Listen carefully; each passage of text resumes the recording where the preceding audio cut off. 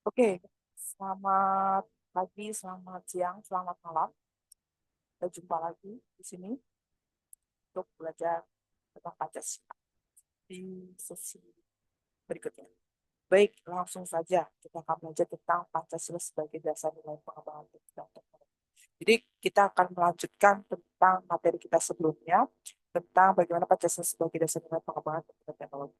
Kalau sebelumnya itu kita bicara tentang paradigma, pengertian, apa itu pembangunan nasional, kenapa kok Pancasila sebagai dasar nilai pengembangan ilmu teknologi, pentingnya, segala macam. Nah, sekarang kita akan masuk ke bagaimana yang dimaksud dengan Pancasila sebagai dasar nilai pengembangan ilmu dan teknologi. Baik, yang pertama yang akan kita bahas yaitu bagaimana pengertian Pancasila sebagai dasar pengembangan ilmu sebagaimana dikemukakan yang sebelumnya, di mana mengandung konsekuensi yang berbeda-beda. Jadi ada tiga pengertian, kalau nggak salah. Yang pertama itu bahwa iptek atau ilmu teknologi itu tidak bertentangan dengan nilai-nilai yang terkandung dalam Pancasila, yang mengandung asumsi bahwa iptek itu sendiri berkembang secara otonom. Jadi kan selama ini kemarin kita membahas tentang bagaimana iptek itu bisa bebas nilai dan tidak bebas nilai gitu ya. Nah, di sini pengembangan ilmu dan teknologi yang secara otonom ketika ada Pancasila itu harus mengandung dasar-dasar Pancasila begitu. Itu yang pertama.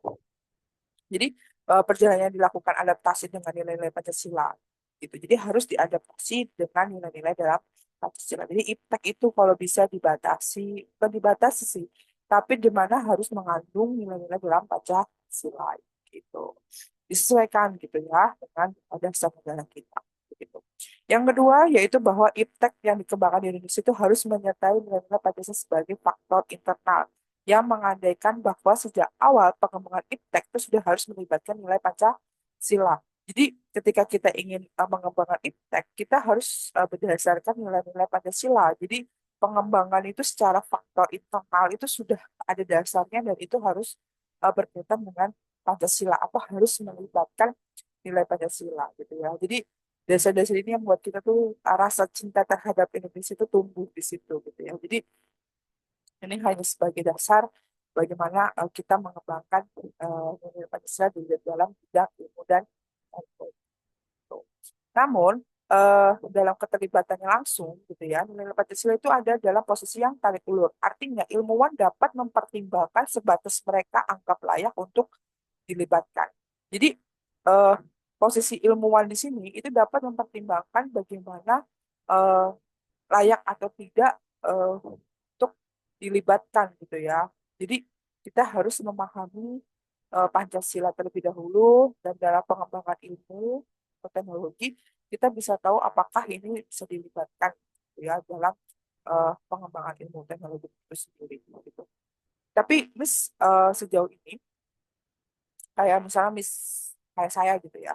Seandainya nanti saya di luar sana, misalnya di negeri mana gitu ya, entah itu di mana sedang belajar di luar negeri gitu ya, overseas gitu ya, di luar negeri, pasti ketika kita ingin melakukan penelitian atau ketika kita ingin apa yang mengembangkan teknologi, kita pasti langsung ingat sama negara kita, ingat tentang eh, keanekaragaman Indonesia, ingat tentang apa yang kita punya, tanah air kita gitu. Dan itu sudah cukup untuk bagaimana melibatkan dalam setiap penelitian kita ke depannya gitu. Jadi jangan lupa tentang identitas kita gitu ya sebagai warga Indonesia gitu.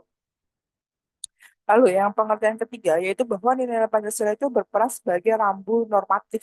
Jadi sesuatu hal-hal yang bersifat normatif gitu ya.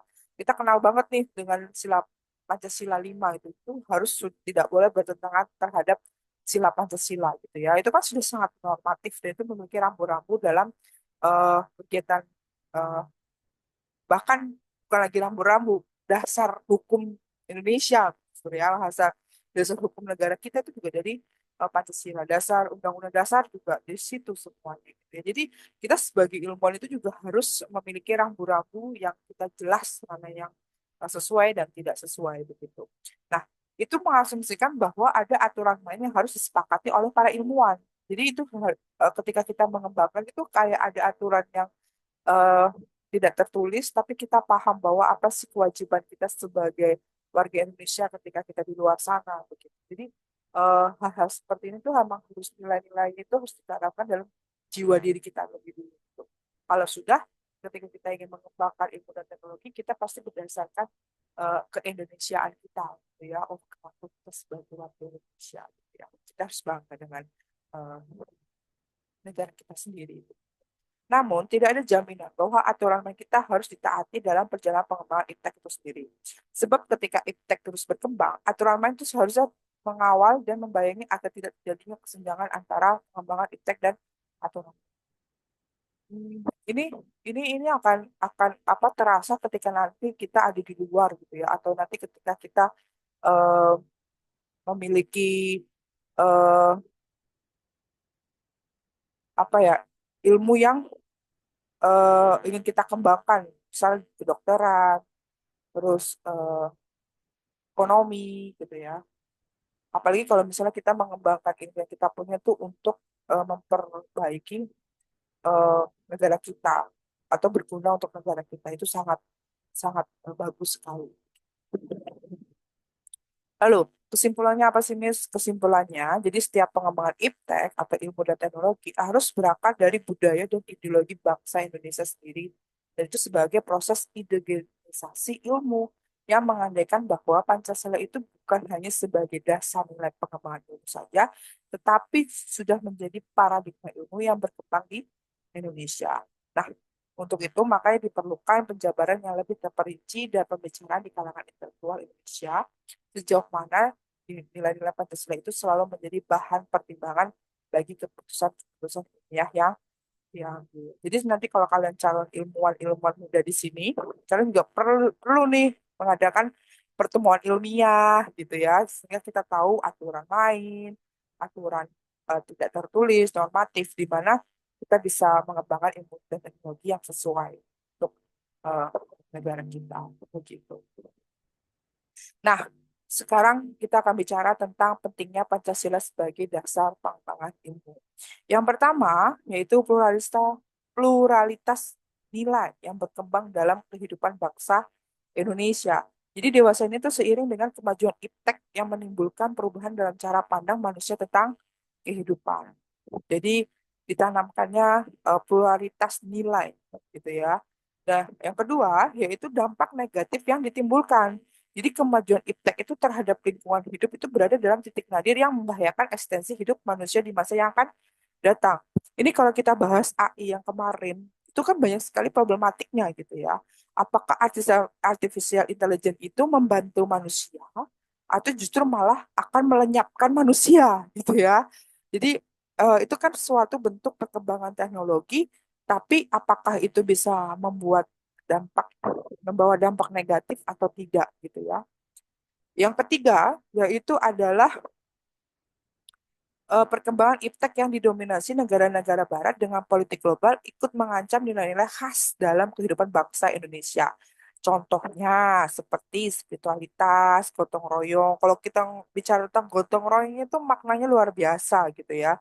Itu bermakna bahwa sendiri itu eh, akan lebih sulit kalau kita bisa bekerja sama, kita eh, saling membantu satu sama lain itu akan jauh mempererat persaudaraan, silaturahmi dan juga itu dapat meringankan kita semua gitu ya.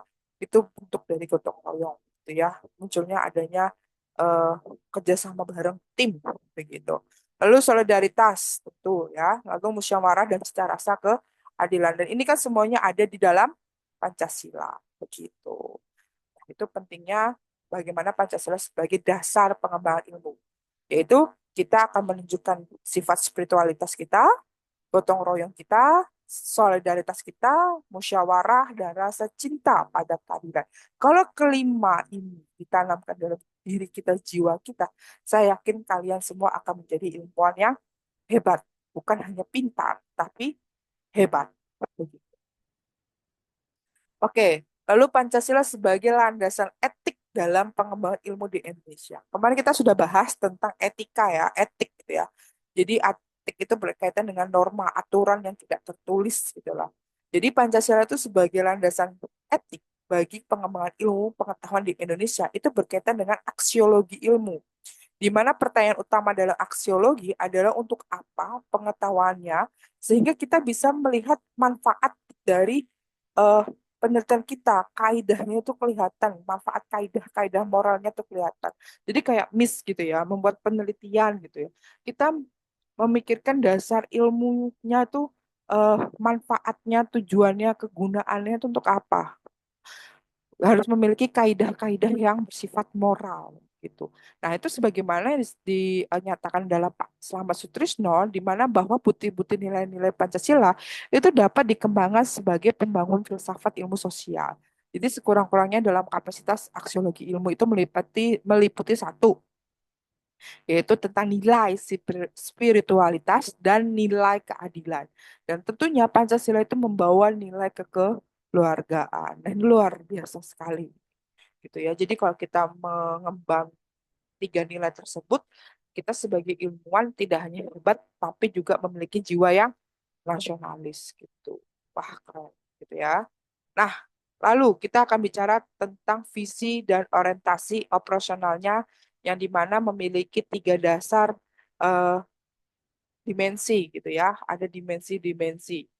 Oke, yang pertama teologis dalam arti bahwa ilmu pengetahuan hanya sekedar sarana yang memang harus kita pergunakan untuk mencapai suatu teleos atau tujuan, yang itu dimana merupakan ideal kita untuk mewujudkan cita-cita sebagaimana dicantumkan dalam pembukaan Undang-Undang 1945.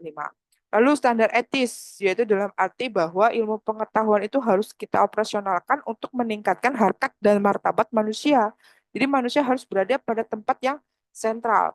Sifat etis ini menuntun penerapan ilmu pengetahuan secara yang yang segalanya itu harus bisa dipertanggungjawabkan gitu ya. Secara singkatnya seperti itu. Nah, yang terakhir yaitu integral atau integratif. Nah, artinya bahwa penerapan ilmu itu atau ilmu pengetahuan itu untuk meningkatkan kualitas manusia, harkat hidup manusia gitu ya, membawa kualitas manusia untuk lebih baik lagi gitu ya, di mana sekaligus juga diarahkan untuk meningkatkan kualitas struktur masyarakatnya. Sebab manusia selalu hidup dalam relasi yang baik dengan sesama maupun dengan masyarakat yang lain gitu ya. Dimana kan manusia kan zoon politikon gitu ya, yaitu manusia secara individu tapi juga makhluk secara sosial gitulah. Nah, ini harus meningkatkan kualitas manusia yang diintegrasikan ke dalam masyarakat, yang juga harus ditingkatkan kualitas dan strukturnya. Oke, mungkin Miss nggak bisa panjang lebar lagi untuk menjelaskan ini. Singkat saja, hanya seperti ini saja untuk kelanjutan dari materi kita yang sebelumnya. Nah, untuk diskusi, Miss akan membahas tentang artificial intelligence yang berkaitan tentang bagaimana eh, visi dan orientasi dari bagaimana Pancasila itu sebagai dasar pengembangan ilmu dan teknologi. Begitu. Nah, terima kasih. Saya pamit undur diri dan selamat pagi, selamat siang, dan selamat malam.